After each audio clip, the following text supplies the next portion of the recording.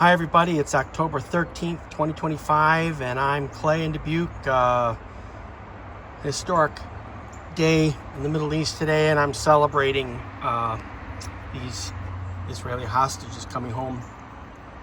So as I listen, I'm safety wiring my injectors before I button up my 2004 Sienna after a traumatic spark plug and valve cover gasket renewal. You know, this vehicle with 238,000 miles probably never had the back bank valve cover gasket service because it's such a ridiculous job to get to it, and the rate that they charge in the shop is probably merited.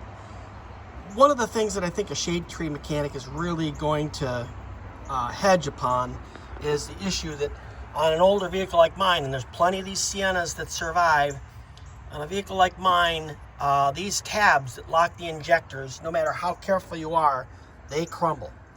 They've been in the heat, you know, for all those tens and 20s and hundreds of thousands of miles. This is safety wire from my aviation mechanical kit. This is just a hose mount that I use in aircraft and in race applications for a motorcycle and car. And this injector simply just sits in this pocket, and it's no less effective with or without. It's no less effective without that clip than cutting all these connections and putting in a fresh plug with this stupid ass, excuse my French, stupid ass fesh. That's French for the butt. Anyway, really should not deter you from just getting some safety wire, adding a clip so that you can pull it together with a twist. So this I have around the back and underneath, so it's grabbing the clip as well, but then running it through between the wires so if it pops below, it won't come loose. Pretty straightforward, a few twists, clip it short, and you're going to be in what I call business. So I just did these on the back, and again, you can see the wire going between the safety wire going through the injection leads, and again, just locking those down without the trauma of having to do a jillion butt joints with the soldering iron. Next step will be the plenum, and if you've avoided this job, let me tell you, for whatever reason, my front valve cover started leaking last year, and I put off the back. If you don't know the condition of that valve cover, it's worth it to take the extra time to service it when you do the spark plugs.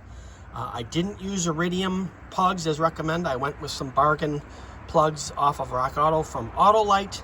They got good reviews and they cost a significant amount less. I've been running 3 in the front while I procrastinated on getting to the back bank, and the engine ran fine on a mix of iridium and AC Delco plugs. I guess I've thrown away the box, so I can't say, but there were, maybe $2 a piece. In any event, plenum goes on next.